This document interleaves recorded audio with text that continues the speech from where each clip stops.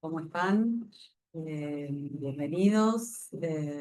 Primero que todo, al inicio del cuatrimestre en la Escuela IDAES.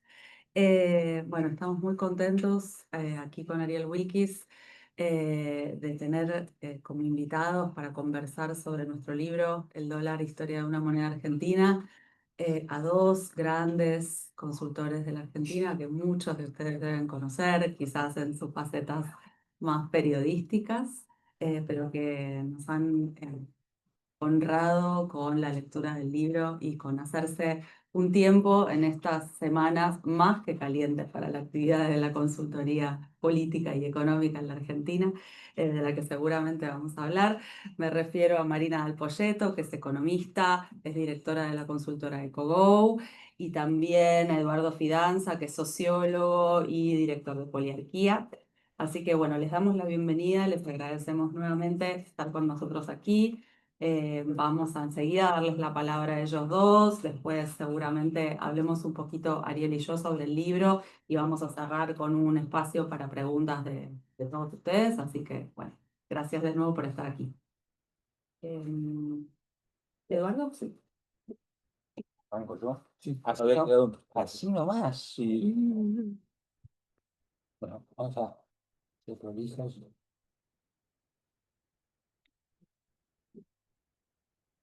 Ya. Bueno, en primer lugar, gracias a los autores, Ariana y Ariel. No puedo dejar de decirlo. Ellos fueron alumnos míos en la década del 90, en la materia que yo en ese momento dictaba, la teoría sociológica de Max Weber. Así que haber seguido la trayectoria de ellos y tener hoy la oportunidad de compartir esta mesa para mí es un motivo de emoción, de alegría. Eh, este libro, voy a empezar así, cuenta una historia. En principio es un libro de historia que arranca a mediados del siglo pasado y llega hasta el día de hoy, se puede decir. Y que enfoca un tema que en cierta manera era una ausencia en la bibliografía académica en la Argentina, que es el dólar. El dólar, un hecho o un fenómeno que acompañó nuestra vida, que acompañó la vida de nuestros padres, que acompaña la vida de nuestros hijos, y que son esos fenómenos, como yo le dijera, las Malvinas, la Virgen de Luján, el dólar, que 3 o 4 generaciones de una familia saben de lo que están hablando, comparten la experiencia o han compartido la experiencia, de modo que es un dato central, no ya de la vida académica la toma este tema, es un dato central en la vida, en nuestra vida cotidiana. Y esta historia, y ahí sí yo le encuentro una inspiración beberiana, esta es una historia sociológica, es una historia que está justamente en el cruce, cuando la historia y la sociología se cruzan. Es una historia de costumbres, una historia que además conjuga aspectos objetivos y subjetivos. Entonces, es una historia sociológica o una sociología histórica, como ustedes quieran. Y a su vez, lo que nos cuenta es la intersección de nuestra biografía con la estructura social histórica. Eso era algo que todos leímos los que íbamos a estudiar sociología o que estábamos empezando sociología en el primer capítulo de la imaginación sociológica de Raimir, que se llamaba La Promesa. ¿Para qué era la sociología? Entre otras cosas, para hacer una recapitulación lúcida de esa intersección entre la biografía individual y la estructura social. Bueno, entonces Un libro que cuenta una historia sociológica que va a ser una recopilación de lo que es la estructura social, económica, interceptada por nuestra propia biografía. Y eso, voy a arriesgar un poquito con algo discutible, que no es nuevo. Eso le da también a esta historia que escribieron Mariana y Ariel un algo literario o que nos permite decir, mira, este libro de sociología se lee como una novela. Y yo creo que ese es un gran logro que tiene que ver con la elección del tema y que tiene que ver con la forma de contarlo. Y acá hay que hacer una distinción, que es una distinción que estaba en Weber y estaba también en Marx, en cierta manera, que es la distinción entre la investigación y la comunicación de la investigación. Acá, debajo de esto, hay una investigación muy rigurosa, pero lo que se cuenta, lo que se expone es una historia, y esa historia está llena de modulaciones, de hechos, de cosas que hemos vivido o que nos han contado, y que en cierta manera, como dicen los autores, forman parte de la idiosincrasia, es un elemento de idiosincrasia de la cultura argentina. Ahora yo, dejando librada la imaginación y siempre en este terreno lindero de la sociología y la literatura, quiero decirles que la ética protestante y el espíritu del capitalismo tiene algo de eso, ¿no es cierto?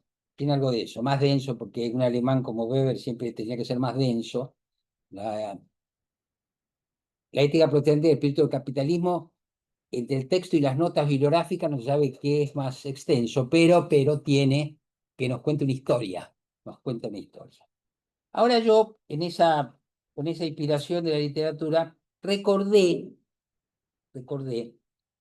eh, el primer párrafo de la novela de Tolstoy, Ana Karenina. El primer párrafo es famoso porque dice,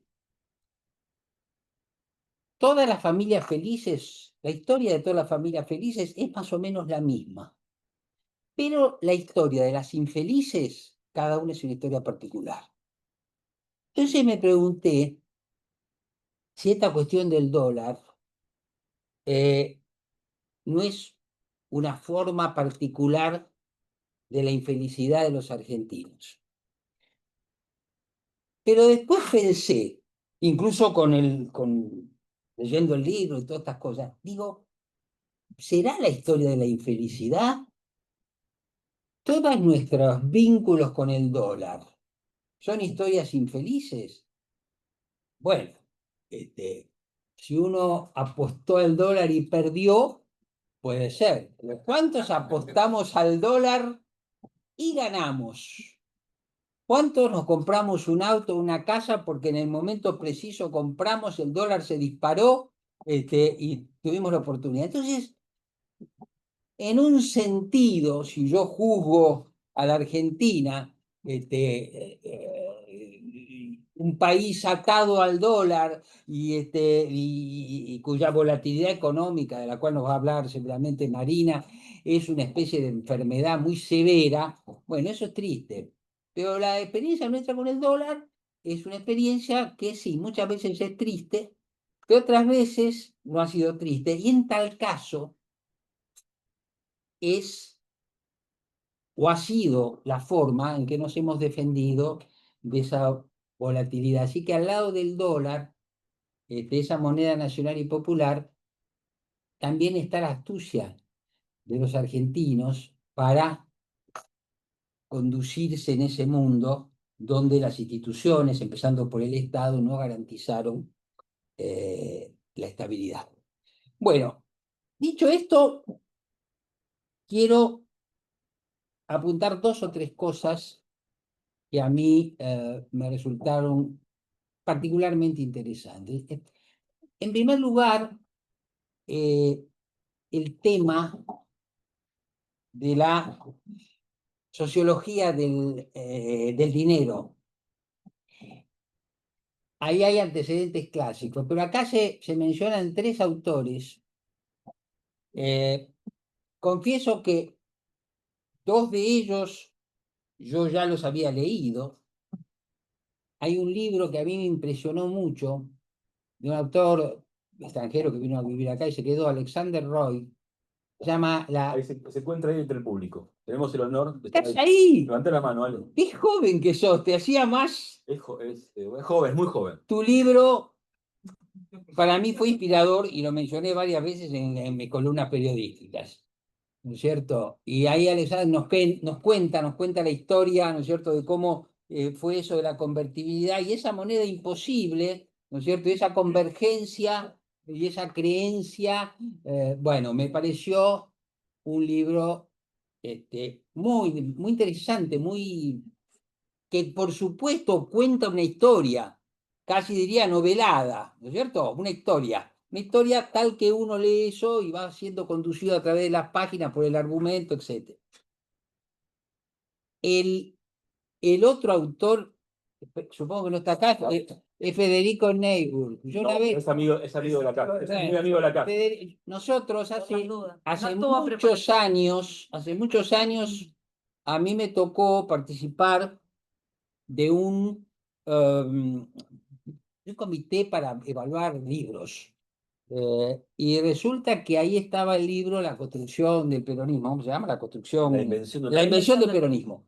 Y me pareció impactante. Yo fui uno de los que voté que le dieran el premio y parece que se lo dieron, sí, me acuerdo que se lo dieron.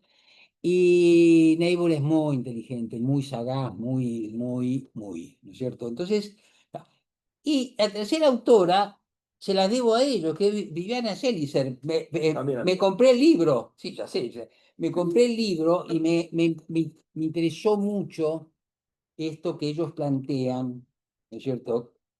Que el dinero no es igual, ¿cierto? El dinero no es igual, ni en un momento histórico, ni en general, y ahí Selicer habla de lo que se llama monedas especiales o dinero rotulado, viene a ser una traducción que me convence más, por el cual uno tiene una cajita y dice, este es el dinero para el casamiento, este es el dinero para las vacaciones, este es el dinero por si pasa algo, lo tenemos de reserva, esos distintos usos del dinero. Así que ese tridente, ¿no es cierto? Selicer, Neighbor y acá Roy, la verdad que me pareció a mí muy inspirador y en cierta manera, cuando tomé este libro, retomé esas cosas y bueno, eso yo lo quería señalar. Ahora que estuviera Roy acá, eso sí que no lo tenía. Buah. Y después, esperen que estoy con los anteojos de ver de lejos. Vamos a ver de cerca. Sí. Yo quiero marcar algo del libro que me pareció particularmente interesante y sobre todo para esta época. En primer lugar, hay algo que dicen ellos que es notable y habla muy bien de los argentinos, que cuentan ustedes que en ocasión de un arbitraje, supongo que sí, de Estados Unidos, les sugirieron que hicieran una comparación entre la adicción de los argentinos al dólar y la adicción de los norteamericanos a las armas, ¿no es cierto? Como una peculiaridad. Bueno, allá está como ustedes mencionan, está la Asociación del Rifle Americano. Acá no tenemos la Asociación del Dólar, pero nunca se sabe, siempre se puede organizar. Eso me pareció mencionable. Y después, el otro tema es el dólar contra el Estado. Eso me parece una idea muy fructífera, ¿cierto? ¿Por qué? Bueno, porque, y esto lo quiero yo conectar con otra cosa que sí son hallazgos de la investigación comercial, pero porque dicen Mariana y Ariel que el dólar es una forma, no solamente que los argentinos nos defendemos, sino que nos autonomizamos respecto al Estado, que como dije, no nos garantiza una estabilidad como para que podamos hacer nuestras previsiones, nuestros negocios, etcétera. ¿No es cierto? Entonces, eh, el Estado está en contra de nosotros. Y ahora viene algo que cuando yo leía esto se me disparó, que tiene que ver con los antecedentes, con las cosas que empezamos a ver los investigadores comerciales que iban a explicar el advenimiento de Milei. Ese sentimiento de que yo, como persona económica, como persona social, como persona familiar, tengo un Estado que en lugar de darme oportunidades me las quita y me oprime, dio lugar a que nosotros empezáramos a escuchar. Por ejemplo, yo recuerdo un focus groups hace 4 o 5 años en el Chaco. Lo primero que yo observé es que el lenguaje técnico de la macroeconomía había empezado a entrar en el sentido común popular.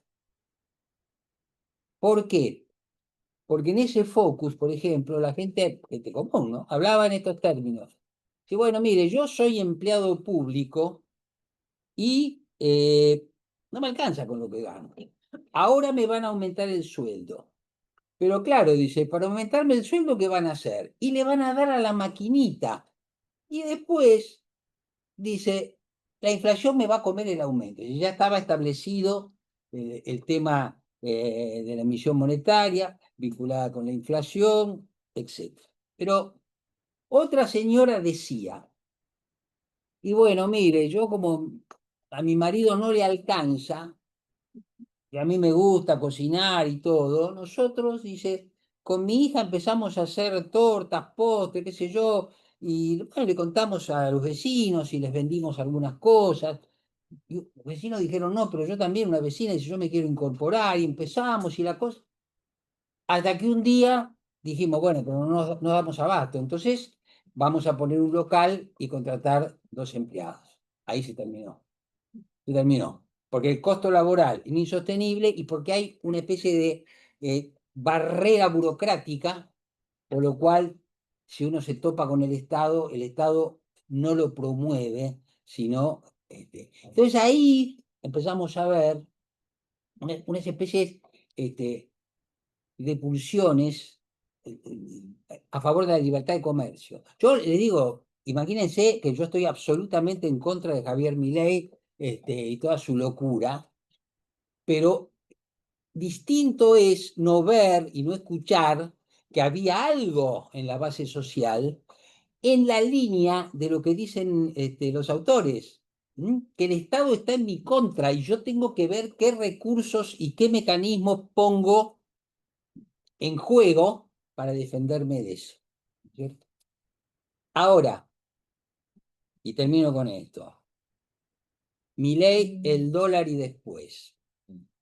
Este libro, que tuvo una primera edición pre-Milei, con Milei tuvo un impulso muy importante, porque Milei llegó con la bandera de la dolarización. Ahí yo tengo un matiz con ustedes. Ustedes dicen fue, digamos, lo que lo llevó al gobierno. Me parece que lo que lo llevó al gobierno fue, ante todo, la idea de la casta. Eso es, creo que fue, ante todo, la casta. Pero, por supuesto, la dolarización, como el dólar se prende en todas, estaba ahí el dólar también. Y sí, yo tuve testimonios de investigación donde chicos jóvenes decían, ganás 100.000 pesos, votá mi ley que vas a ganar $100.000. Sí, eso lo escuchábamos, etc. Pero Mariana y Ariel plantean al final, el último párrafo, algo que es, vino Milei en nombre de la libertad, y Milei lo que hizo es controlar el mercado de cambios, cosa que sigue haciendo hasta el día de hoy, y como decíamos en la antesala, estamos, si el tiempo fuera circular, en una carrera entre la tasa de interés y el dólar. O sea, subimos la tasa para que la gente no se vaya al dólar.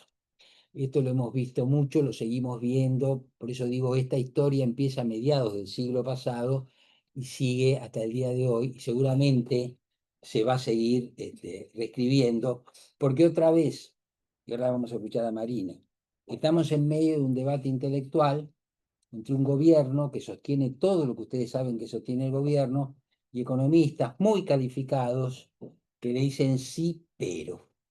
El gobierno está diciendo las cosas ahora van a ser distintas. Pero si ustedes leen este libro, eso lo dijeron muchas veces, ¿no es cierto? Ahora las cosas van a ser distintas. Yo leía hoy y aparece, pues yo estuve en ese gobierno, aparece Fernando de la Rúa diciendo el blindaje es el inicio del crecimiento argentino, ¿no es cierto? Y esa idea de los gobiernos de que ahora va a ser distinta es una idea que hay que militar, yo diría, porque los argentinos, si algo tienen respecto a su gobierno y a su Estado, es de confianza. Es de confianza. Y en cierta manera esta historia es una historia, ¿no es cierto?, de todo el instrumental que ponemos en juego para cuidarnos de la desconfianza. Bueno, eso es todo lo que yo puedo decir inicialmente. La verdad que les agradezco que me hayan invitado y celebro tan buenas investigaciones y tan buenos investigadores. Bueno, hasta acá llegué.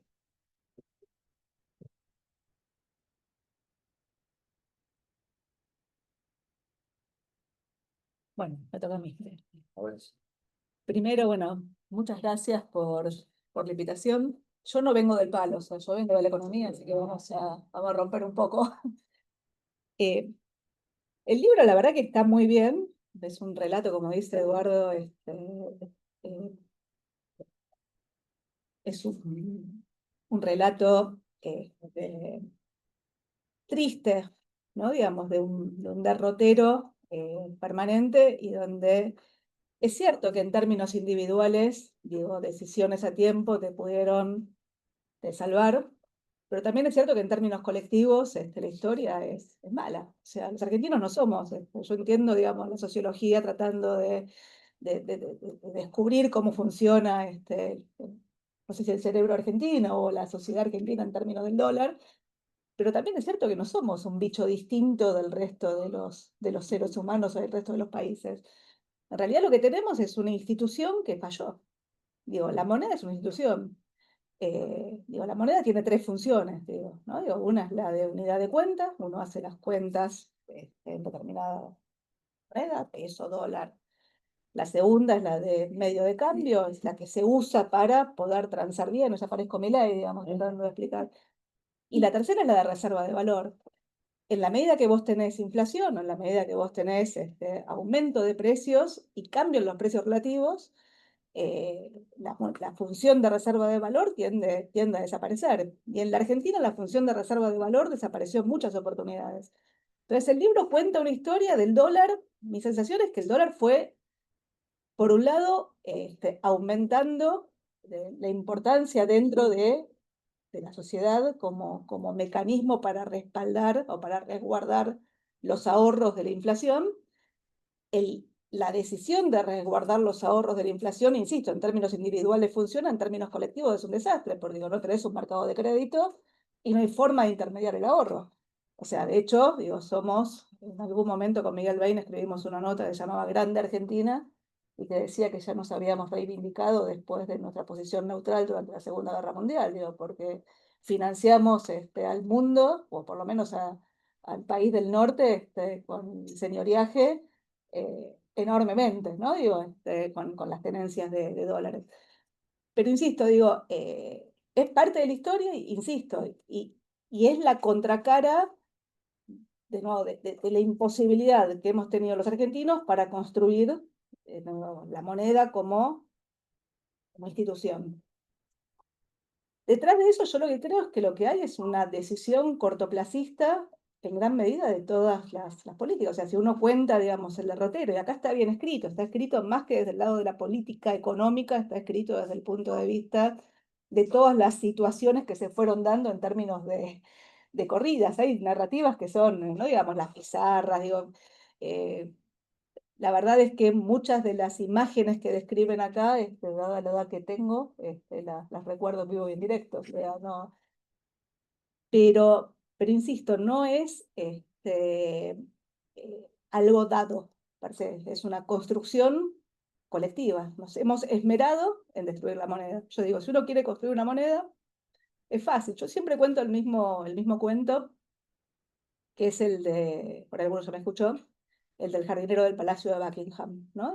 Matrimonio argentino, va a visitar los jardines y está verde, hermoso, ¿no? Entonces ella lo codea a él y le dice, che, pregúntale qué hace. Y entonces cuando se acerca al jardinero le dice, facilísimo, dice, vos cortás y regás, cortás y regás, cortás y regás. Y al cabo de 400 años, tenés los jardines del Palacio de Buckingham. Digo, si vos querés tener una moneda, es lo mismo. O sea, vos remunerás el ahorro y no rompes contratos. Remunerás el ahorro y no rompes contratos. Y al cabo de 20 años tenés el real. ¿O por qué los brasileros ahorran en la moneda local y los argentinos ahorramos en dólares?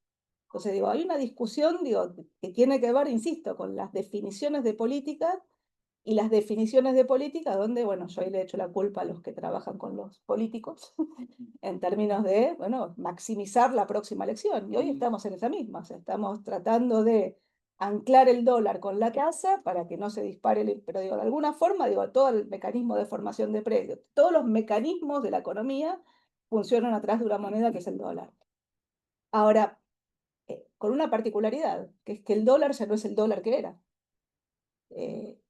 Donde la moneda ya no tiene las mismas funciones que tenía la moneda, digamos, hay cambios tecnológicos. Digo, esto es un cambio tecnológico. Digo, vengo de Brasil, no cambié un real. Digo, usas Pix. Y acá en Argentina, digo, usás cualquier billetera virtual, digo, para no decir Mercado Pago. O sea, y eso tiene cambios enormes. Entonces lo que digo es, por un lado, estamos en un mundo donde estamos discutiendo el rol del dólar a nivel global como reserva de valor. El dólar, que insisto, digamos, acá arranca mucho antes, pero digo, el dólar como moneda de reserva arranca, diría yo, después de la Segunda Guerra Mundial, Bretton Woods, y el dólar como reserva de valor funcionó con un patrón oro hasta principios de los 70, y a principios de los 70 Estados Unidos abandona el patrón oro y empezamos en una zona de tipos de cambio flexibles. Hoy estamos en una discusión donde, no me voy a meter a hablar, digamos, de qué es lo que está pasando en el mundo, pero digo, puntualmente el presidente de Estados Unidos está literalmente atentando contra el Banco Central de Estados Unidos, que es la Reserva Federal, poniendo, si querés, en discusión, digamos, el rol de la tasa de interés en Estados Unidos, pidiendo que aceleren la baja de la tasa de interés y de alguna forma presionando una devaluación del dólar a nivel global, mientras los argentinos seguimos mirando el dólar como... Lo cual, desde el punto de vista del ahorro, la verdad es que, digo, dejar dólares en una maceta o abajo del colchón, digo, has perdido plata como en la guerra. Hoy en Estados Unidos, digo, la tasa de interés a 10 años está en la zona del 4,3% anual, digo. Entonces lo que digo es, desde el punto de vista de las decisiones de política económica o de política política, digo, Argentina, insisto, es un desastre colectivo con oportunidades individuales que son fantásticas. Algunas que tienen que ver con el que compró justo, pero sobre todo las que tienen que ver con el desarrollo de los mercados financieros. Insisto, digo, no es lo mismo en los 50 que en los 60, que en los 70, que en los 80, que hoy. O sea, el mundo ha ido evolucionando y nosotros seguimos mirando el dólar como mecanismo para ahorrar. Sin ir más lejos, digo, Milei propuso dolarizar, Milei propuso o sostuvo en mitad de la campaña que el peso era excremento y recomendó literalmente no renovar plazos fijos, digamos, coordinando una corrida. De nuevo, las condiciones para la corrida estaban dadas desde el punto de vista de la inconsistencia fiscal y monetaria que venías acarreando, pero la inconsistencia asociada, digamos, a que el que venga te dice que no te va a pagar los contratos, Bueno, digo, claramente termina generando una corrida.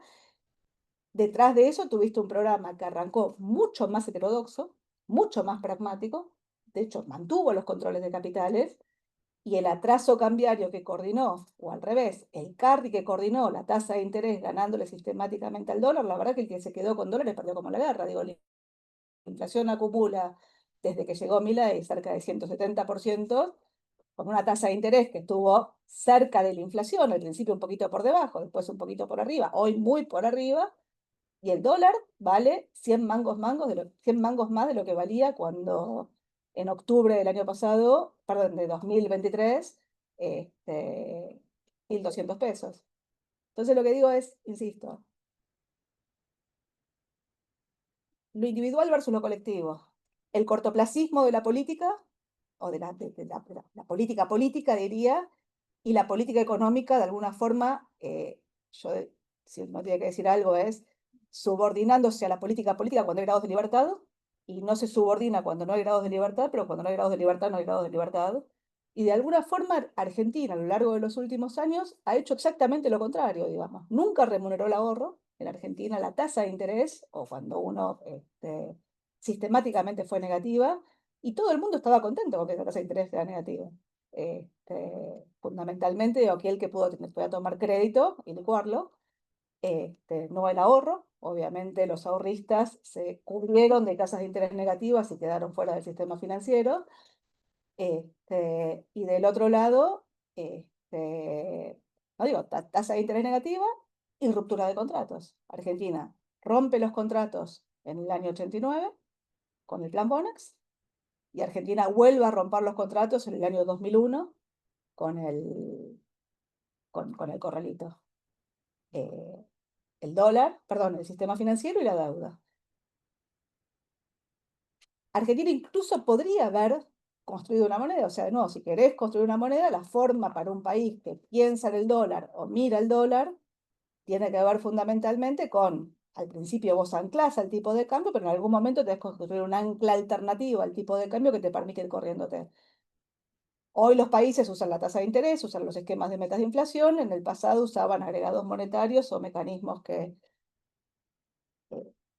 durante los 2000 el dólar se debilitó. El dólar a nivel global, que valía contra el euro 0,87 en el año 2001, llegó a valer 1,60 en el año 2008.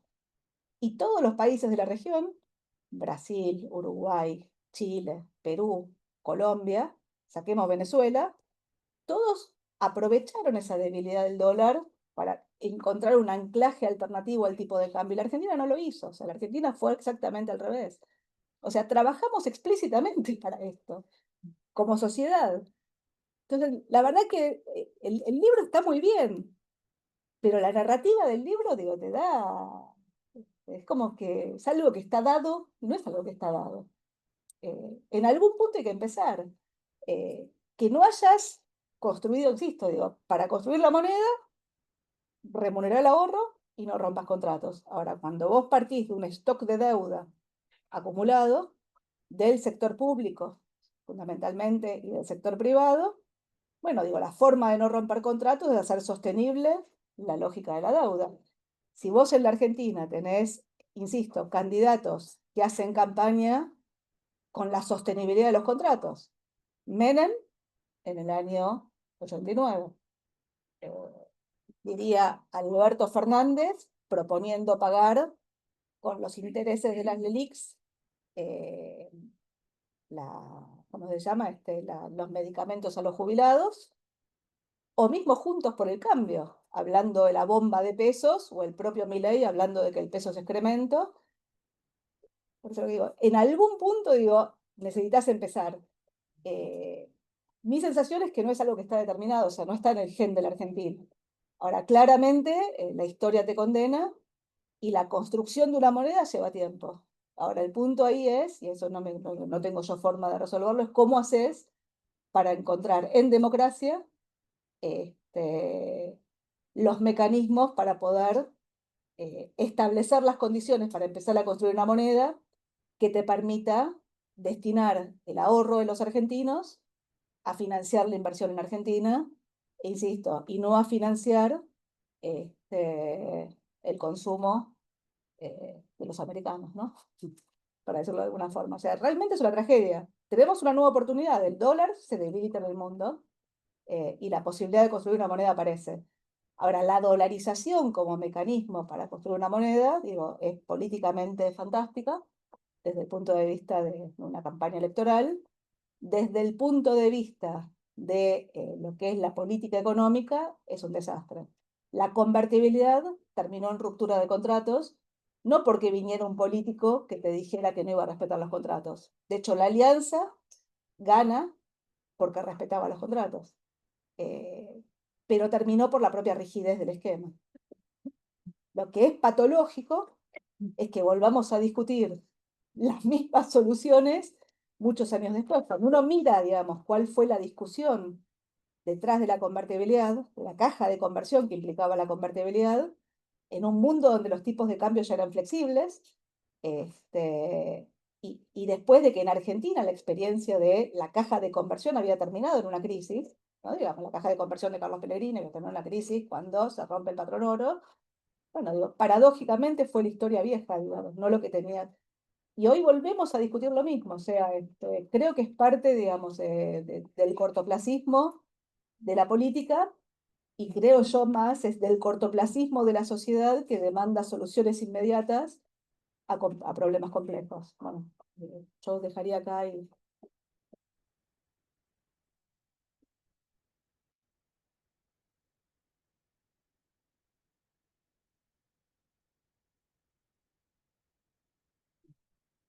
Muchas gracias. Anda, ¿sí? Sí. Bueno, muchas gracias a los dos por sus lecturas. Creo que hay un montón de cosas interesantes para charlar. Por ahí me gustaría empezar por decir, Eduardo lo mencionó, este libro es un libro que fue teniendo como distintas vidas, ¿no? Nosotros decimos en el libro que la historia del dólar en la Argentina es una historia que hay que leer en dos registros, ¿no? O en dos modalidades, que el dólar se hace presente en la historia social de los argentinos de dos maneras. Una es esta que evocaba Marina recién muy claramente, ¿no? Cómo el dólar va convirtiéndose en parte de los repertorios financieros de grupos sociales cada vez más diversos, ¿no? Empezando como una moneda de la élite o de los expertos en el mundo financiero o en el comercio exterior y progresivamente llegando, digamos, al bolsillo de los hogares, ¿no? A las economías domésticas, a las jubiladas, a los laburantes. Pero esa es solo una parte, ¿no? De la vida o de la importancia que tiene el dólar para los argentinos. La otra tiene que ver con lo que nosotros llamamos su vida pública, con cómo el dólar se convierte en esa cifra, en ese número público, decimos nosotros, recuperando una parte de la literatura en ciencias sociales, una cifra que dice mucho más, en este caso fundamentalmente su valor, ¿no? Esa cotización del dólar como una cifra que dice mucho más que lo que estrictamente está diciendo, que es cuántos pesos se necesitan para poder comprar un dólar, ¿no? Esa cifra en la que las y los argentinos nos fuimos acostumbrando a leer algo importante respecto de la economía, pero también mucho más allá de la economía. Y uno podría pensar que este libro que escribimos con Ariel también tuvo de algún modo dos vidas, ¿no? La inicial, la que tuvo que ver con esa investigación que está detrás de este libro, que fue una investigación muy larga, que fue, como pasa con todas las investigaciones largas, mutando a lo largo del tiempo, ¿no? Que nació con unas preguntas que fueron creciendo hacia adelante y también hacia los costados, ¿no? Que fuimos agregando distintas cosas. La primera, podríamos decir la primera vida, esa que dio lugar a ese libro publicado en 2019, estuvo muy organizada en torno de un eje que era el eje de esta idea rectora, podemos decir, del libro, que es la idea de la popularización, ¿no? De cómo el dólar, como esa moneda, que es una moneda de otro país, se convierte, digamos, irónicamente, en una moneda argentina, cómo llega a convertirse en ese elemento familiar, conocido, fácil de decodificar por todos los argentinos. Ahora, y en esa historia, digamos, esa historia es una historia, podríamos decir, aluvional, una historia que se va construyendo, que va sedimentando a lo largo de mucho tiempo. Esa es la historia que contamos en el libro. Y es una historia que va a ir teniendo inflexiones a lo largo del tiempo, ¿no? Ese es, bueno, por ahí después volvemos sobre eso, sobre cuánto de lo que pasa de esta historia es una historia de repetición y cuánto no es una historia de repetición. Pero creo que la segunda vida del libro, y que es la que llega a este libro que presentamos hoy, es por ahí la que me interesaría detenerme un poquito, y le voy a pasar enseguida la palabra a Ariel también para eso. Tiene que ver con lo que sucedió entre 2019 y hoy, entre otras cosas, la llegada al poder de un gobierno que, entre muchas otras cosas, prometió dolarizar cuando todas las bibliotecas económicas decían: no se puede, no están dadas las condiciones, es un error, es riesgoso, un poco como contraviento y marea, con muy pocos aliados respecto de esa propuesta, y sin embargo esa propuesta se volvió una propuesta escuchable, atendible, no solamente creíble, sino también deseable para una parte del electorado, al menos aquella que lo llevó a la presidencia, ¿no? Entonces, para nosotros, obviamente, bueno, había algo que había seguido sucediendo, pero sobre todo algo que se había revelado mucho más claramente, quizás por efectos de aceleración y de acumulación entre 2019 y 2024, digamos, cuando terminamos de escribir este libro, tenía que ver con cómo se mostraba muy claramente que si el dólar era parte, podíamos decir, de la cultura económica de la Argentina, de los modos locales de hacer, de pensar la economía, el dólar también se había convertido en parte de la cultura política argentina, ¿no? Y dentro de ese volverse parte de la cultura política argentina, había un escenario repetido, que era un escenario cada vez más dolarizado, y esos eran los contextos electorales, las elecciones, y mucho más las elecciones presidenciales.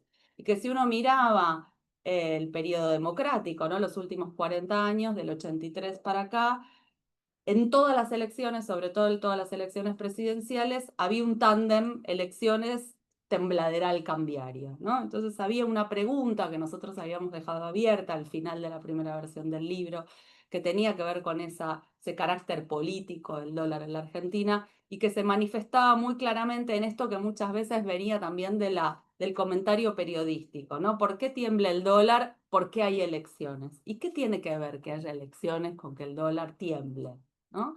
Entonces, la historia de esta segunda vida, y ahí le paso la palabra a Ariel, tiene que ver con preguntarnos en qué sentido esta moneda extranjera, pero también un poco nacional, es una protagonista importante de la vida política y no solo de la vida económica argentina. Y en ese sentido, por ahí para recuperar algo del comentario de Marina y de esta idea de, bueno, qué es lo que aparece como dado en el libro y de lo que no está dado, para nosotros desde el inicio, contar la historia del dólar no era contar la historia de la política económica. Obviamente había que pasar por la política económica, pero contar la historia del dólar era contar una historia donde la política económica iba a ser un personaje secundario, vamos a decir así, ¿no?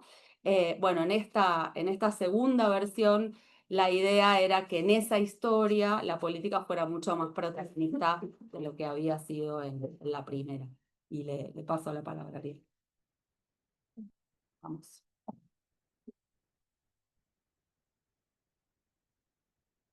Gracias. Bueno, buenas tardes a todos, a todas. Gracias Marina, gracias Eduardo por sus comentarios.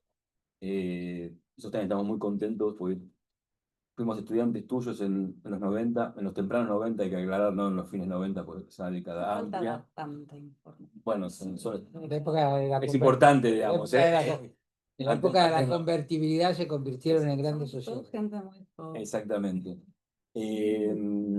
A ver, voy a reaccionar a algunas cosas que ustedes dijeron que me parecieron súper importantes para iluminar aspectos del libro y de esta nueva edición que, como Mariana contó, tiene un foco en su agregado, en los capítulos nuevos, pero también en la introducción, en la conclusión, el foco puesto en, para decirlo muy rápidamente, que mirar el mercado cambiario en Argentina del 83 hasta ahora es mirar un capítulo muy importante, si no central, de la política democrática. O sea, que narrar la democracia en la Argentina del 83 hasta ahora es narrar ese mercado cambiario y poner ahí el foco de que es un mercado, no cualquiera es el mercado cambiario, y que no todos los países el mercado cambiario ocupa el lugar en esa centralidad política, como en el caso Argentina. El mercado un mercado y el mercado cambiario, en el cual, y ahí viene parte de la historia larga que cuenta este libro, es tratar de entender cómo es posible, cuáles son las condiciones de posibilidad, que gran parte de la sociedad argentina tiene un conocimiento suficiente para decodificar lo que pasa en ese mercado, que es un mercado en principio opaco, como todos los mercados, pero que en el caso del argentino, ese mercado particular, que es el mercado cambiario, el conocimiento que la sociedad dispone es un conocimiento que está expandido en todas las puntas, de punta a punta de la estructura social. Entonces, cuando con Mariana narramos el largo proceso de popularización del dólar en la Argentina, tiene por un lado la idea de encontrar las mediaciones y las formas en las cuales se fue incorporando un tipo de conocimiento que hace que ese mercado sea de fácil codificación, de fácil entendimiento, y que en un segundo movimiento, y todavía más en esta nueva versión, es un dato político ese conocimiento. Es un dato político.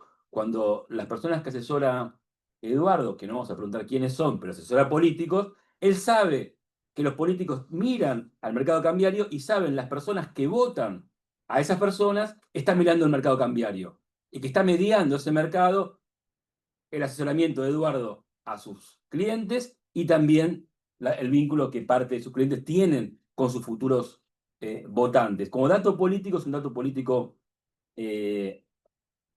central. Y ahí tuvimos la suerte o la mala suerte de que el 2023 le regaló al preso político argentino un gran capítulo de toda esa historia, en el cual hay un candidato que hace gran parte de esa campaña proponiendo la dolarización. Y ahí, digamos, picoteo un comentario de Eduardo, es la casta, digamos, lo que jerarquiza la oferta política. Pero, bueno, probablemente acá hicimos más hincapié en la dolarización, pero el argumento es mostrar cómo la oferta política de la casta se apoya en la dolarización. La dolarización le ofertaba a Milei la idea de una doble operación. Hablar de algo que el candidato oficialista no podía hablar, que era la inflación, porque era parte responsable, y segundo, además de poder hablar de la inflación en el caso de Milei, le permitía disponer de un instrumento que podía castigar a aquellos que gran parte de la sociedad odiaba, la casta política. Entonces, a través de la dolarización castigaba, se hablaba de la inflación y se castigaba a la casta política.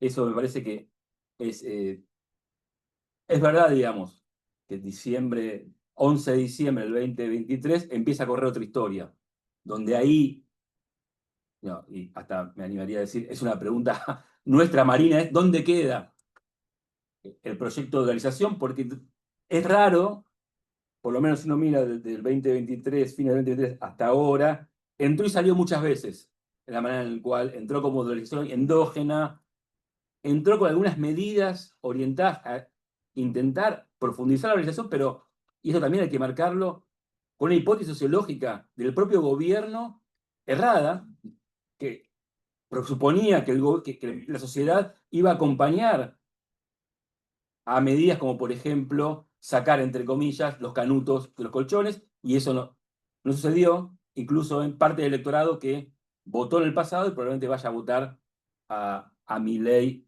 en la próxima elección. Y eso abre otro punto en que este libro contribuye a pensar más en una clave de coyuntura, es que,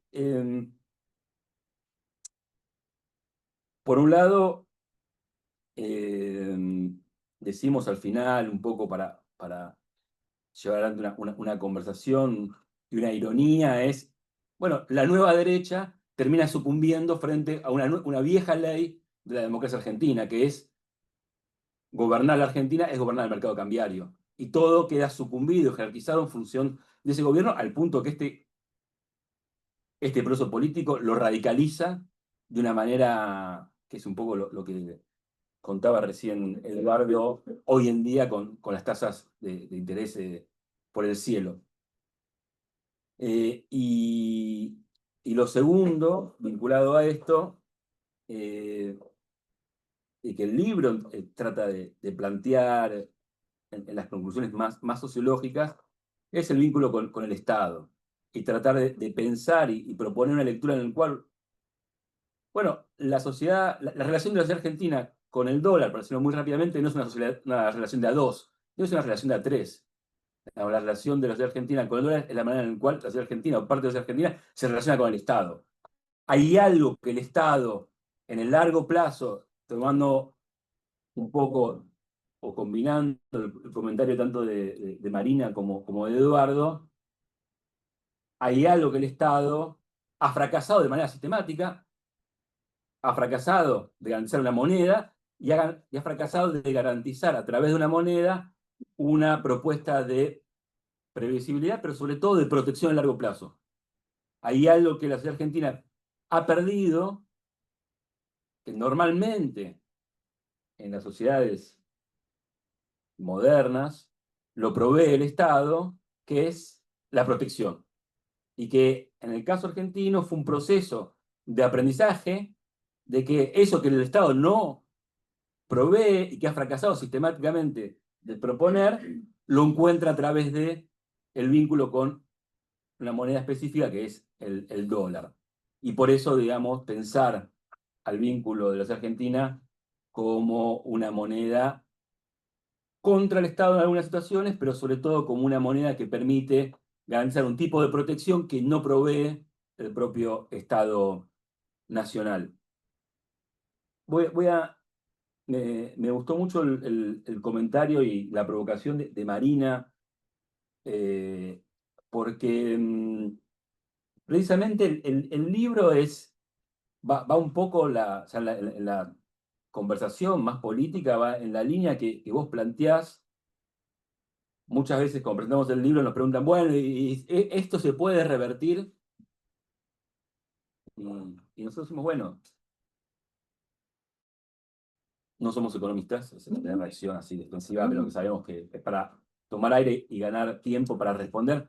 Lo que muestra esta es una historia, y como toda historia es un producto social, y como todo producto social es reversible.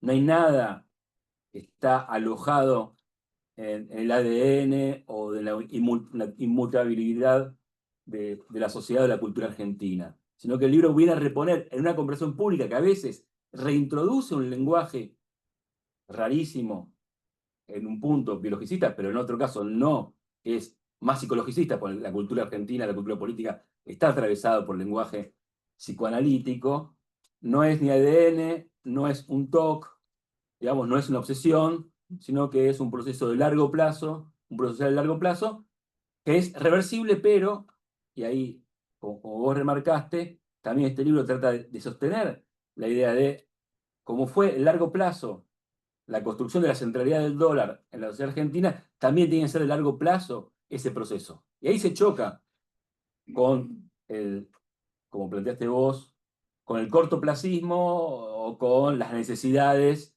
de digamos, un sistema democrático, digamos, que se pone permanentemente en juego y permanentemente a plebiscitarse. Entonces, el libro contribuye a pensar que no hay un ADN, no es un TOC, no es una obsesión, y al mismo tiempo es algo que es reversible y que esa reversibilidad solo es posible en el largo plazo. Gracias. Un montón de... Bueno, pueden reaccionar a esto. Sí, sí. No, sí, pero hay una cosa para avalar, vos decías, por qué los clientes de consultoría política, que son los políticos, que tienen terror a las devaluaciones. Si yo pudiera acá mostrarles un gráfico que combina el índice de confianza del consumidor y el índice de confianza del gobierno, que Poliarquía hace para la Universidad de Itela. Nosotros tenemos un seguimiento desde el año 2003 hasta 2025, 23 años. Cada vez que hubo una devaluación, la popularidad del gobierno hizo así.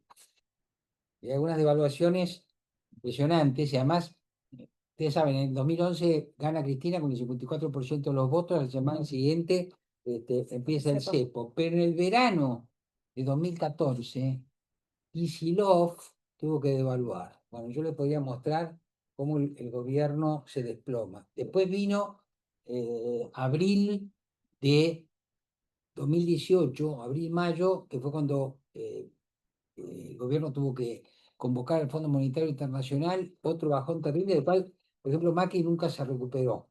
Y después tuvimos esa corrida que yo le llamo el momento Batakis, que fue terrible también. Y bueno, todas esas, es como que los políticos saben que si hay una devaluación, entonces esa devaluación los devalúa a ellos y los saca de carrera. Ahora ahí también hay una pregunta, pero son hipótesis, ¿no es cierto? Que las clases medias, parece que, y ustedes eso lo dicen en cierta forma y está, a las clases medias les viene bien el dólar atrasado, es decir, les viene bien el DM2, los llena de entusiasmo narcótico, ¿no es cierto? Porque ¿qué les permite ir a Chile? Y esos son las clases medias hasta las clases medias bajas, y bueno, eso es rentable en términos eh, electorales. Y una cosa más, nosotros a lo largo de los años lo que vemos, yo por un lado veo que de a poco la gente va entrando y entendiendo la lógica macroeconómica, pero en verdad la gente no se hace cargo de las distorsiones que introducen los gobiernos, sino que va al corto plazo. Si me puedo ir a Chile a comprarme un televisor a la mitad de precio que acá voy lo compro y no me digo, uy, no, pero esto es lo que yo le decía a mi mujer en 2017, estábamos en Europa, de paseo, y tomábamos taxis en todas las ciudades. Entonces yo al enésimo taxi le digo a mi mujer, mira, acá hay dos posibilidades. O nosotros somos ricos, o esto está por estallar. Bueno, era obvio que no éramos ricos, estaba por estallar, pero ¿quién me quita lo bailado? ¿Quién me quita lo bailado? Porque yo pienso en ese corto plazo, pienso en ese disfrute, pienso en ese goce, etc. Pero que los políticos tienen claro que si hay una devaluación, entonces lo que estamos viendo es la escena de siempre, que van a hacer cualquier cosa para que no haya una devaluación por más distorsión, por más tasas al 60%, etcétera. Así que, y, y lo otro que me gustaría comentar es si un libro de sociología tiene que formular la solución al problema o a la situación que analiza. La verdad es que no. Me parece que no lo tiene que hacer Marina, no lo tenemos que hacer. No sé si ustedes lo tienen que hacer. No, porque esto me hizo acordar una cosa. Usted sabe que a esta edad uno recuerda más claramente lo que pasó hace 30 años que lo que pasó hace 30 minutos, pero bueno, yo recordé que una vez, o sea, muchos años, yo fui invitado a formar de un panel, yo era joven, en un colegio católico. En un colegio católico, a mí me tocaba hablar, había un economista, estaba un sociólogo y había un sacerdote al final. Entonces yo hablé de la modernización, me acuerdo, sí, tema.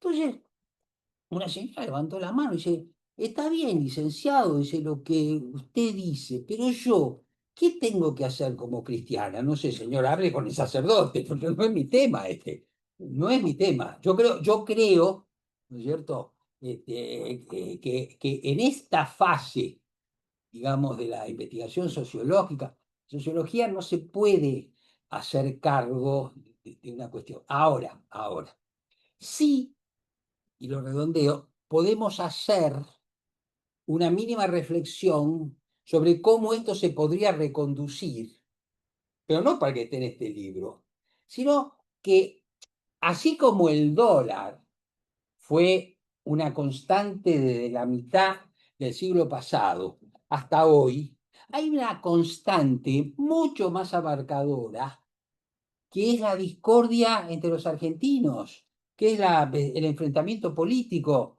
¿no es cierto? Que es la descalificación, eso lo dice Alperín Dongi, la descalificación de la legitimidad del otro. ¿No? Yo les cuento una cosa que a lo mejor ustedes la saben. Cuando se cumplió el centenario, que fue un momento, de la Argentina que Milei dice que era, pero sí, era un país, Rubén Darío escribió una soda sobre que en el Río de la Plata venía el Nuevo Mundo, etcétera. La Nación el diario le encomendó a Joaquín B. González, que era un miembro de esa burguesía política que iba a dar la ley Sáenz Peña, creyendo que iban a ganar las elecciones y las perdieron.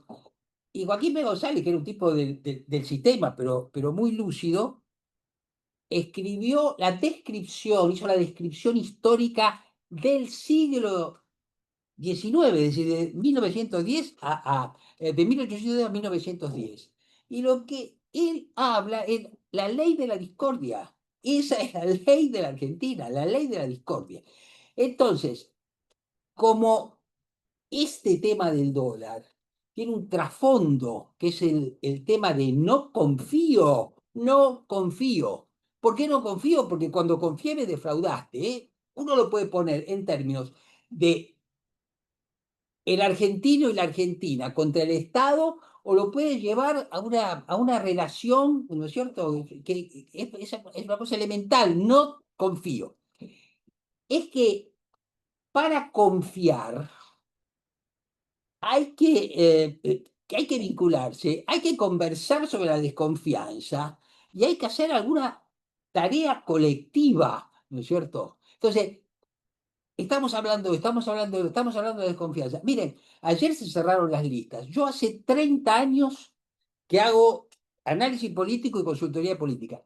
Creo que nunca vi semejante nivel de fragmentación y semejantes apetencias individualistas, ¿no es cierto?, de unos contra otros para conseguir el mejor lugar en la lista. Entonces, estamos complicados, porque si la cuestión del dólar es una cuestión de confianza, y la cuestión de confianza se reconstruye con acciones colectivas, bueno, por ahora tenemos el dólar, ¿no es cierto?, hace de la mitad del siglo pasado, como una constante de la vida argentina, pero yo creo que antes de eso tenemos la discordia. Y hasta que no resolvamos el problema de la discordia, que lo han resuelto otros países con algunos acuerdos, que se llaman política de Estado, lo que ustedes quieran, bueno, va a ser muy difícil. Nos seguiremos aferrando a instrumentos como el dólar u otras cuestiones en una actitud, me parece a mí, meramente defensiva. Pero tengan claro, y yo lo podría mostrar estadísticamente, los políticos le tienen terror a las devaluaciones porque se los llevan puestos.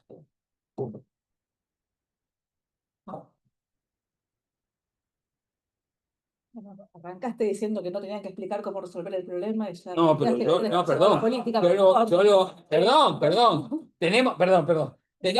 tenemos con Marina un amigo común perdón, yo no me dedico a la política por la edad que tengo, no me dedico, pero claro que me dedico, pero nosotros tenemos amigos muy queridos, algunos de ellos vamos a empezar a hacer la campaña, son candidatos en esta elección. Pero vuelvo a decir, es una cuestión política, no le carguemos a la sociología la cuestión de... a ver, no le carguemos a esta sociología, pero la sociología con Augusto Comte empieza como una gran narración moral, pero esto ahora, ahí Kant decía en la crítica de la razón pura, que la metafísica lloraba como Hécuba, el personaje de la mitología, porque claro, llegó Kant a decir que la metafísica no tenía que entrar en la conversación. Así que nosotros somos hijos de Kant, así que no podemos pretender resolver los problemas morales. Bueno, pues me quedo con dos o tres cosas.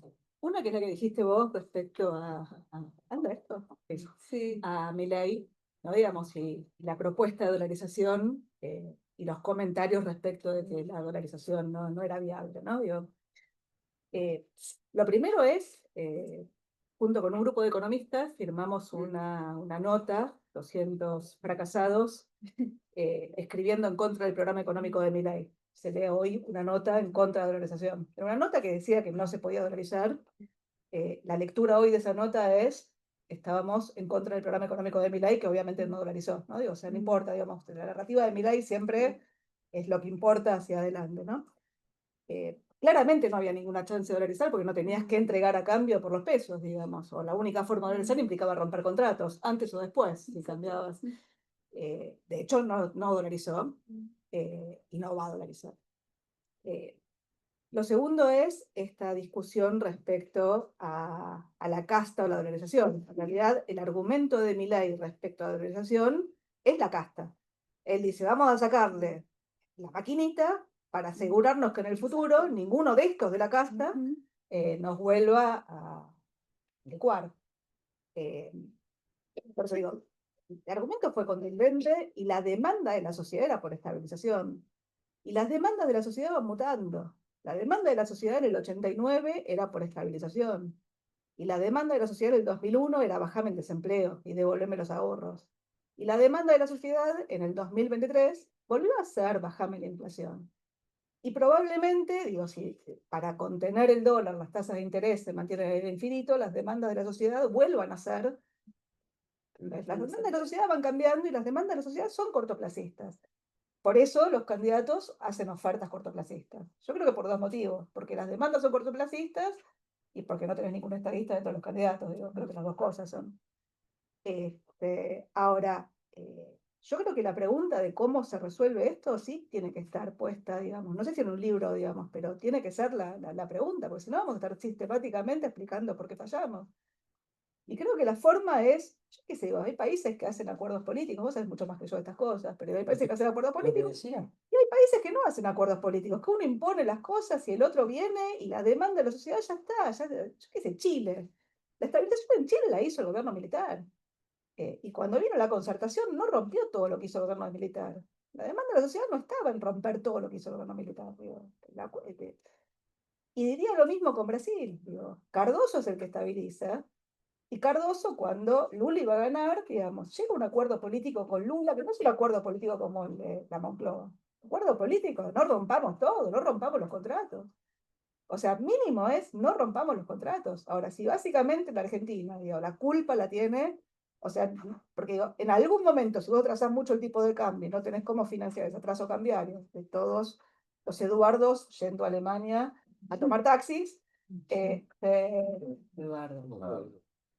no, pero vos pusiste el ejemplo, pero lo que digo es, si no hay forma de financiar, en algún momento, digo, la corrección de la cuenta corriente aparece, o sea, digo, no hay demasiada, o sea, salvo que tengamos un prestamista de última instancia que te lleve Lo hasta el final. mío era bíblico. Comamos y bebamos que mañana moriremos. Pero no, Y siempre, eso es mucho a pensar. bueno, a mí más, Tomemos taxis. yo lo que diría es, cuando vos pensás la Argentina, digo, la Argentina, de nuevo, siempre es cortoplacista, pero el cortoplacismo de los gobiernos populistas, para ponerle un nombre, es distinto al cortoplacismo de los gobiernos neoliberales, para ponerle otro nombre. Y la principal diferencia entre unos y otros es que generalmente el populismo llega con precios internacionales que te permiten financiar por la cuenta corriente, porque no tienen financiamiento por la cuenta capital, y se agotan cuando se corta el financiamiento por la cuenta capital. Y entonces siempre aparece algún extraño proponiéndote cómo seguir financiando de largo por la cuenta capital. Digo, te pasó con el gobierno militar, te pasó, si querés, con la convertibilidad, te pasó con Macri, y ahora estamos discutiendo. Pasa que, de nuevo, la pregunta es cuánto dura ese financiamiento. Si ese financiamiento dura poco, el problema lo volvés a tener más temprano que tarde. Insisto, digo, Argentina estabilizó en los 90, la convertibilidad funcionó para estabilizar. Y la convertibilidad funcionó para estabilizar y tuviste una década de estabilidad de precios, donde para poder tener estabilidad de precios entregaste la regla cambiaria rígida, fuiste una caja de conversión, que era mucho más que lo que estaban haciendo todos los países vecinos.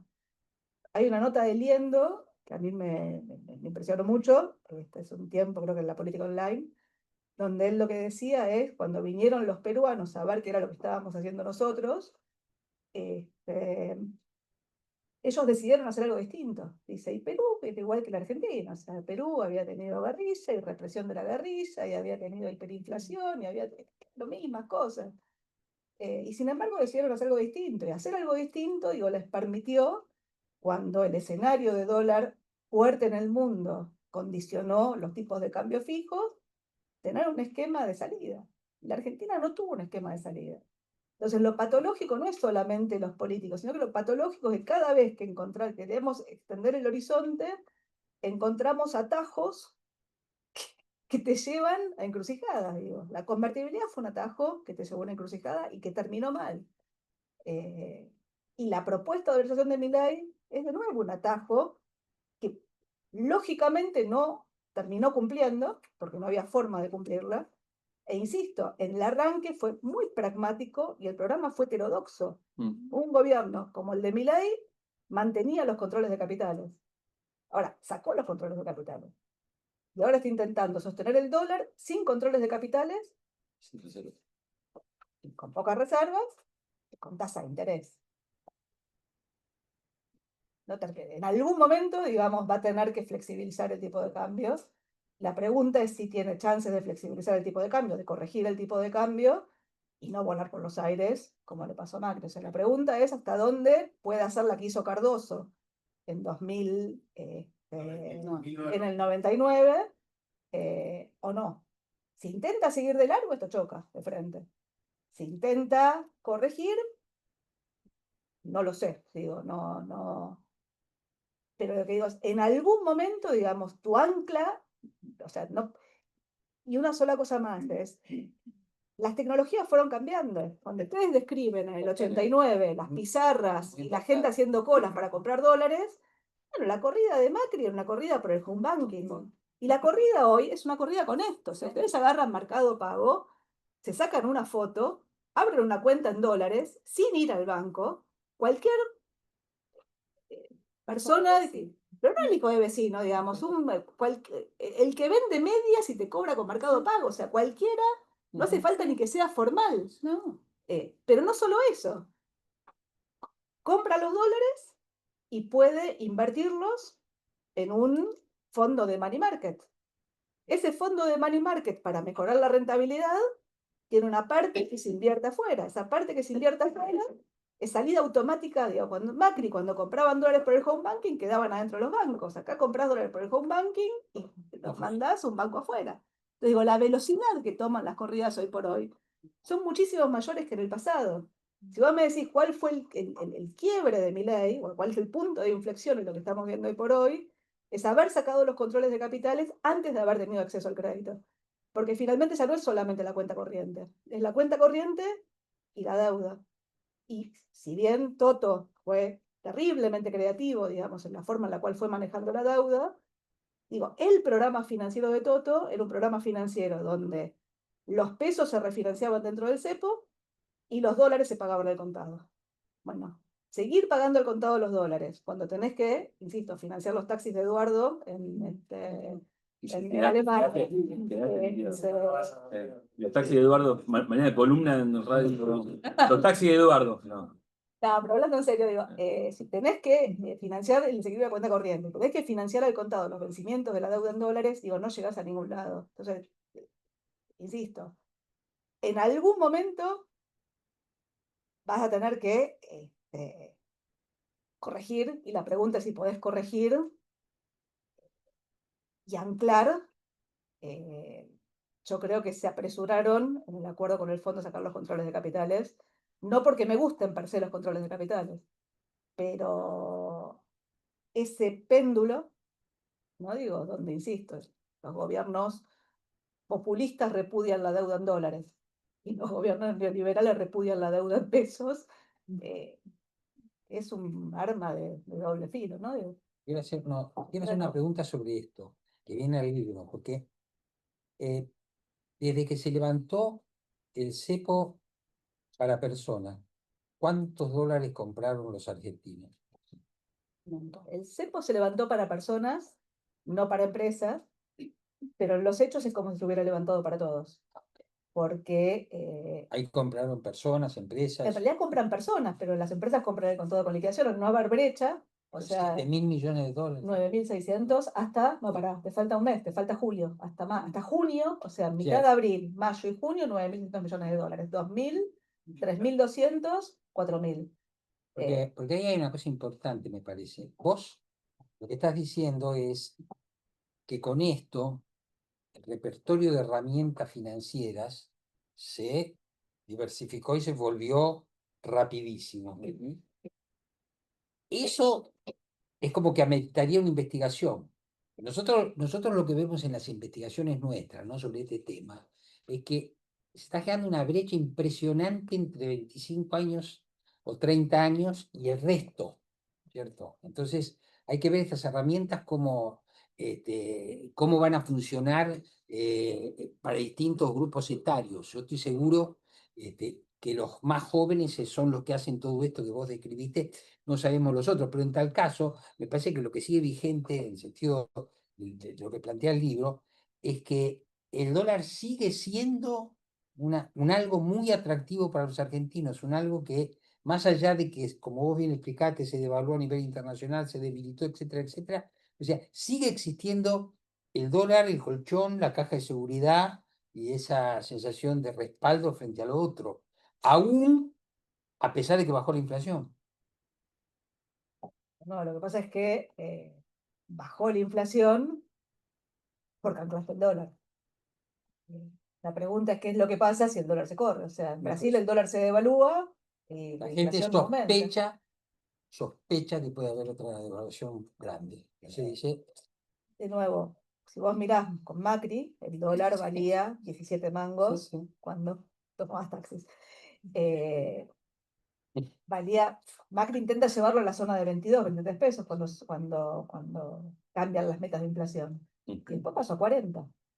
Y después pasó a 60. Por eso. Y la inflación pasó del 25 al 50.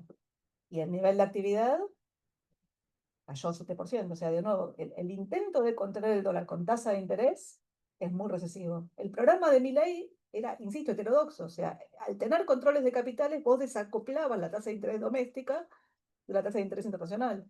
Vos tenías un riesgo país que bajó, pero no lo suficiente para tener acceso al crédito, y una tasa de interés de pesos que estaba desacoplada.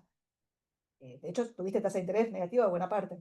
Después empezó a ser neutra contra la inflación. Cuando sacaste los controles de capitales, la tasa de interés primero se había escapado cuando se te desancló, pero después nunca volvió. O sea, la tasa de interés era ya el doble que la inflación.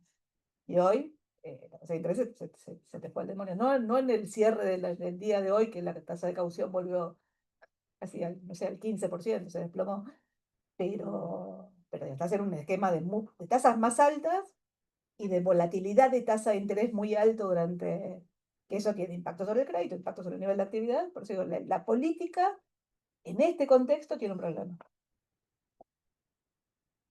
Gracias, Marina. Estaba pensando, ahora vamos a abrir, me parece, ¿sí?, unos minutitos a preguntas, pero había algo que me había quedado pendiente de uno de tus comentarios que me parece muy interesante y en particular para pensar esta coyuntura Milei, ¿no? Vos habías planteado en esta dinámica cortoplacista había dos cosas, ¿no? Por un lado, el corto plazo ordenando todo el tiempo, digamos, esas metas de política económica en contra, digamos, y no una mirada, digamos, más de largo plazo y de apuntar a logros estructurales, y también esta dinámica de no subordinación, o al revés, de subordinación de las metas de política económica a la política, ¿no? De la economía a la política, que implicaban ese techo para justamente poder ir en el largo plazo. E históricamente uno tiene como muchos ejemplos, ¿no? Si uno vuelve, digamos, a mirar a los 90, o sobre todo la etapa convertibilidad, no el gobierno de Menem desde el principio, pero sí la etapa convertibilidad, ahí hay como esa pulseada que se ve muy claramente entre Menem y Cavallo, digamos, Menem ofreciéndole, bueno, liderás vos, subordinamos, vamos todos atrás de la convertibilidad y logramos la estabilidad.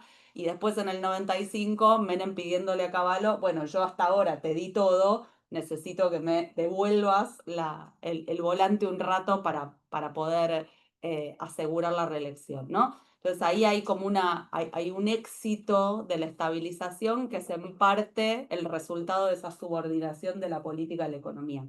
Ahora, el caso de Milei es un caso bien interesante para pensar cómo funciona esa dinámica de quién se subordina a quién, ¿no? Porque uno podría decir, bueno, en el caso Milei, toda esa radicalidad que Milei prometía en términos económicos no se vio, ¿no? O sea, lo que decías vos, o sea, en términos económicos fue mucho menos, para ser alguien que venía a romper todo, rompió poco. Fueron más bien recetas viejas que recetas nuevas, ¿no? Económicamente, quiero decir. Sí, a ver, yo creo que de nuevo, la política o sea, la economía se subordina a la política cuando hay grados de libertad. Y cuando no hay grados de libertad, la política es subordinada a la economía. Y eso lo vimos clarísimo en el final de la alianza.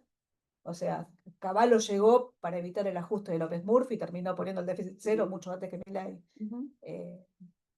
Y ahí había que sostener la convertibilidad. De nuevo, había que sostener el esquema cambiario, y sostener el esquema cambiario implicaba evitar que se te caigan los bancos, e implicaba que se te caiga la deuda. O sea, por eso creo que es esa, ¿qué es lo que dice?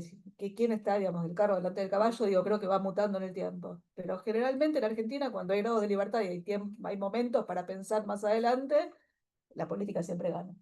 Y cuando no las hay, digo, y gana la economía, no hay nada para hacer. O sea, es un problema. No sé cómo se modifica. Lo de la convertibilidad que vos decís, es cierto que nosotros estamos escribiendo sobre la convertibilidad, estamos estudiando bastante. Y la verdad que visto hoy, es bastante parecido a la serie. O sea, Cavallo le lleva la convertibilidad a Menem en un contexto donde el saneamiento del balance del Banco Central ya se había hecho.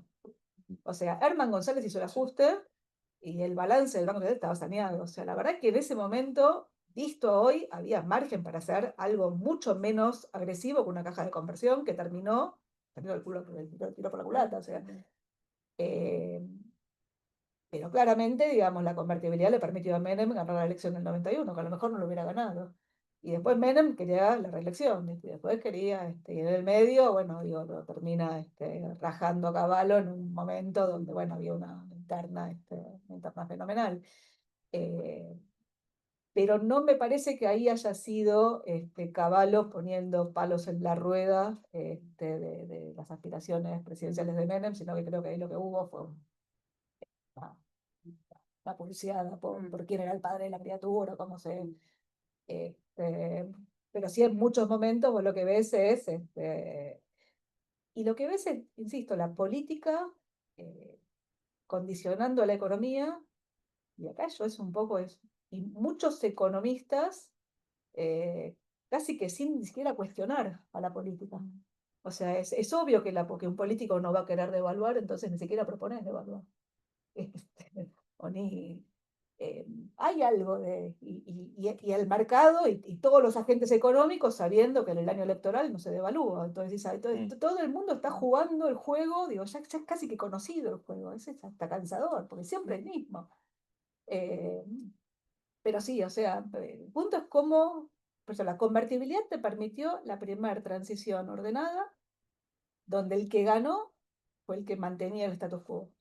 El que propuso el jubileo, Duhalde, perdió. El que ganó fue la Rúa, que propuso sostener la convertibilidad. Entonces hay un momento donde la demanda de la sociedad es distinta. ¿Cuándo es? Cuando las cosas funcionan. De nuevo, funcionaban en términos de estabilidad, no funcionaban en términos de nivel de actividad o de desempleo. Pero, bueno, no sé. Pero por eso lo que digo ese fue, es el otro. bueno, no sé. Sí. Bueno, muchas gracias. No sé si alguien quiere hacer alguna pregunta. Sí, Pablo. Si le querés yo gracias por la presentación. Una pregunta, Marina, sobre la cuestión del cumplimiento de los contratos. Está vinculada.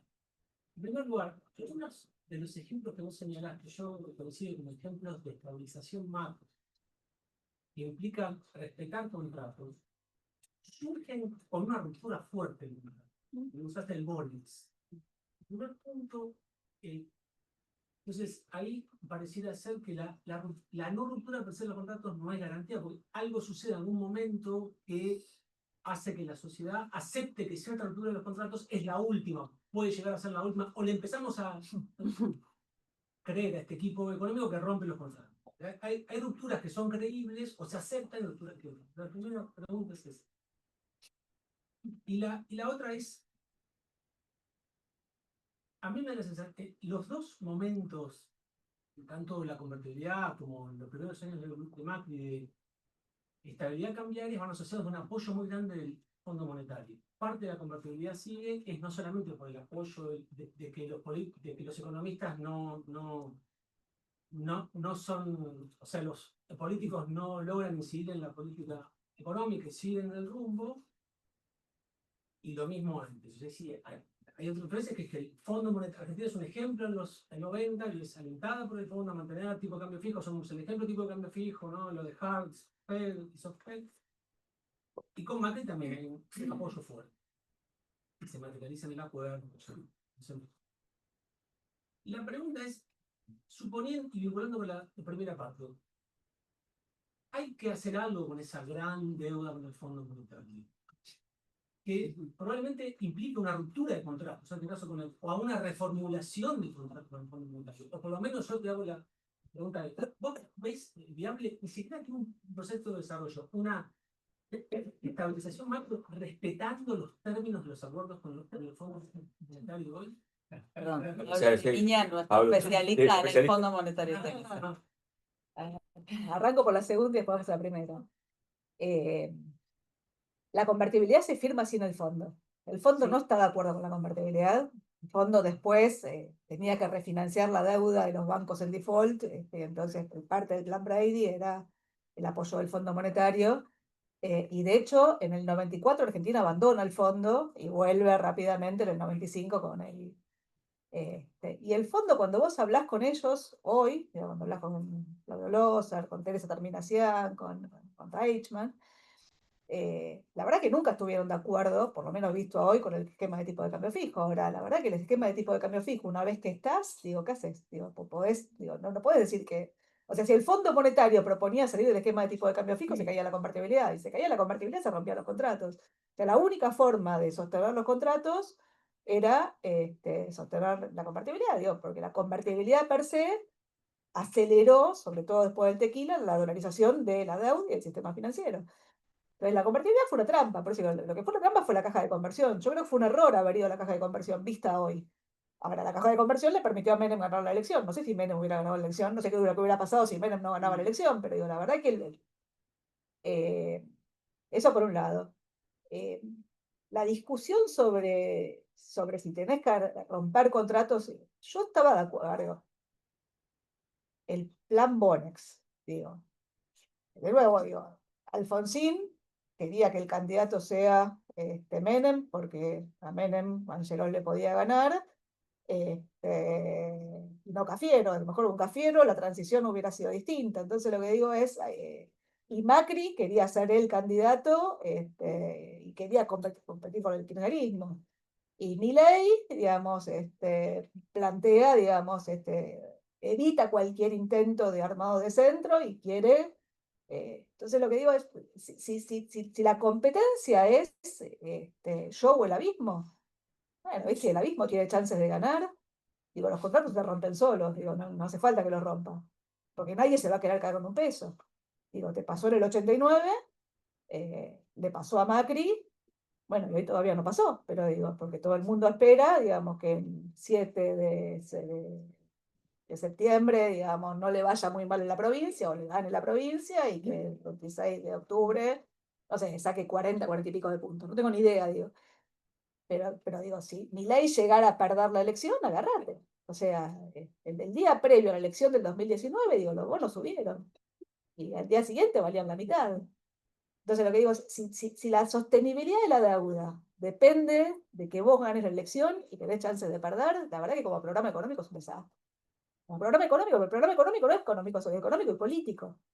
Ahora, la pregunta es, ¿se hubiera podido estabilizar sin el plan Bonex? Yo qué sé, digo, de nuevo, la cuenta de regulación monetaria la inventó Martínez de Oz. O sea, y el plan Bonex es la contracara de eso.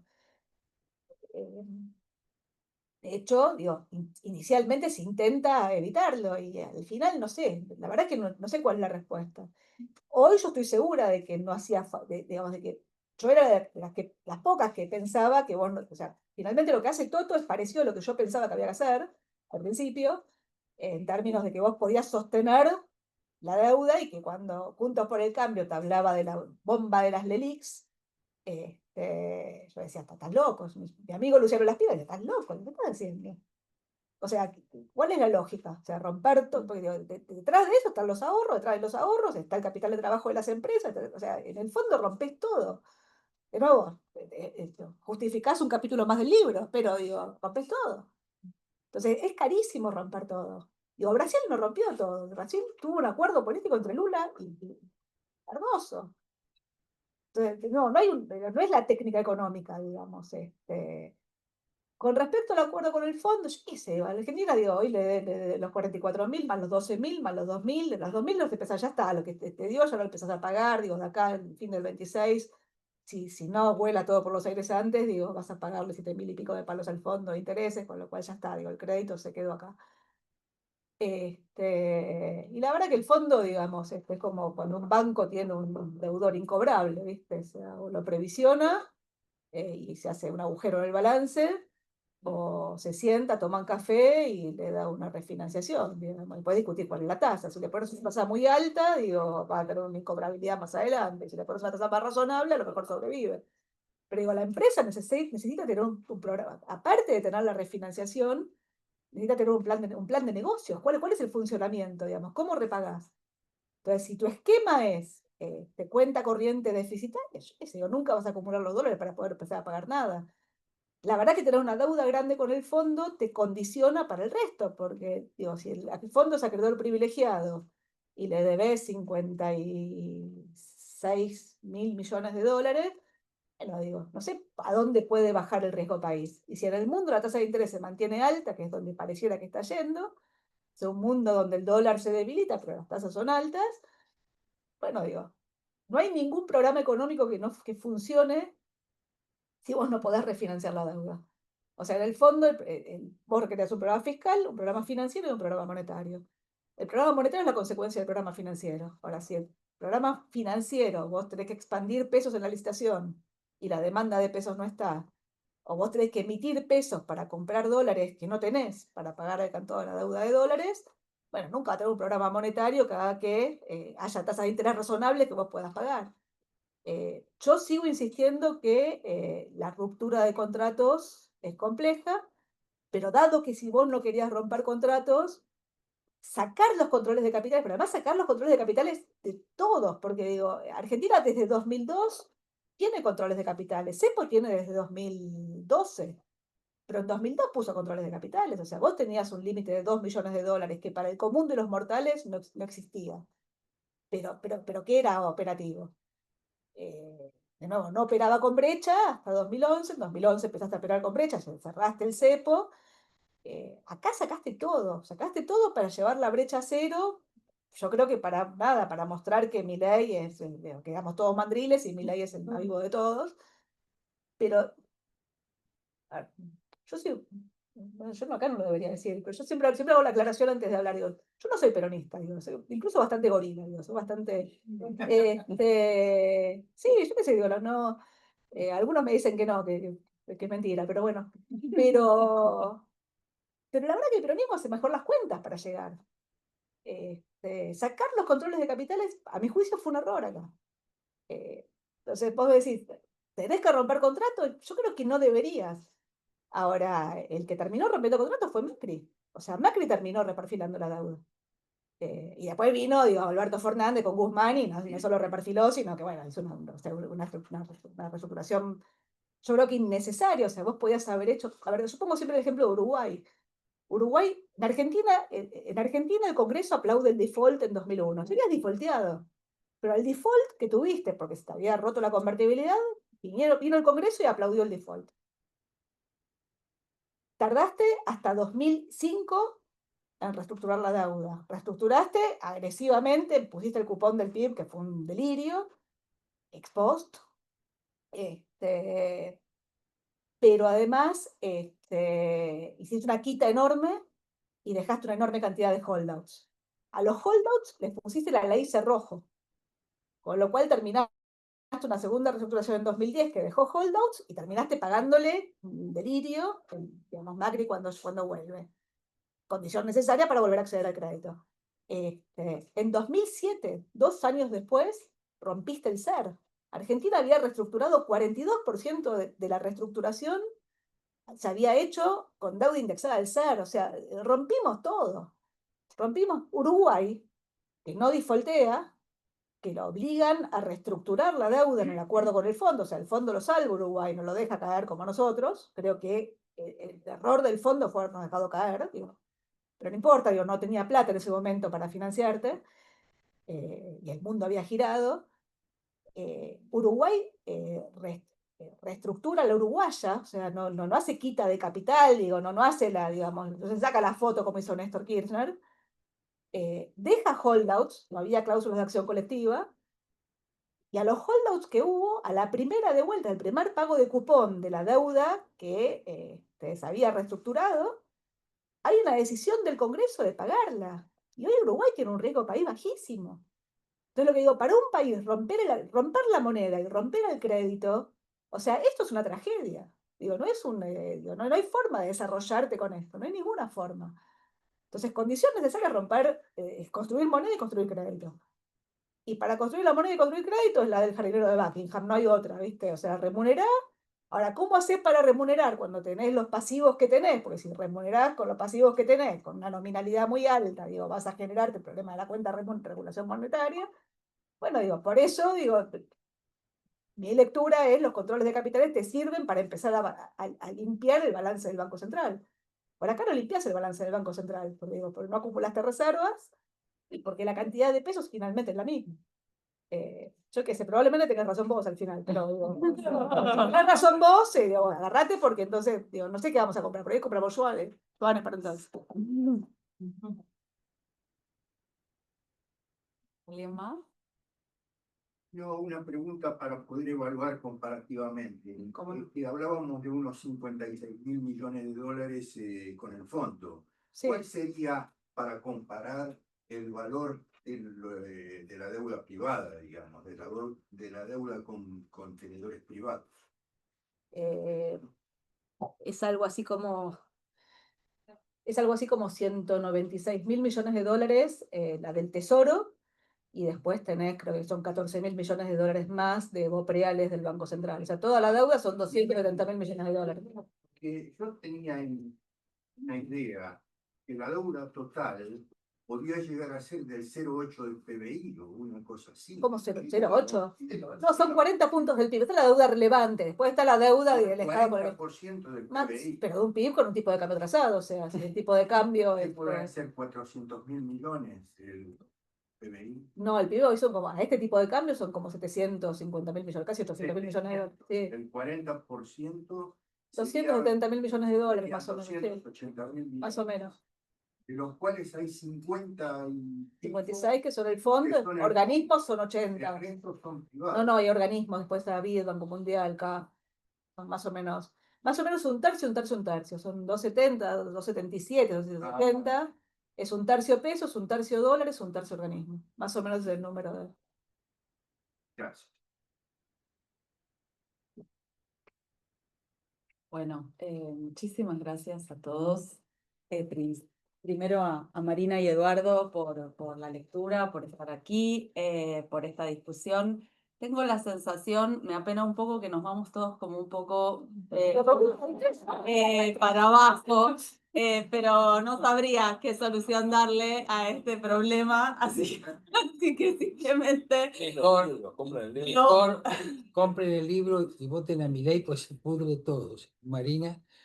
No, esa parte yo no suscribí. La primera sí, se lee como una novela, dijo acá mi profesor que me enseñó a leer a Weber. Y muchísimas gracias a todos por estar acá y con algunos nos estaremos viendo en el cuatrimestre. Gracias de nuevo. No, gracias, Marina. Bueno, muchas gracias a los dos.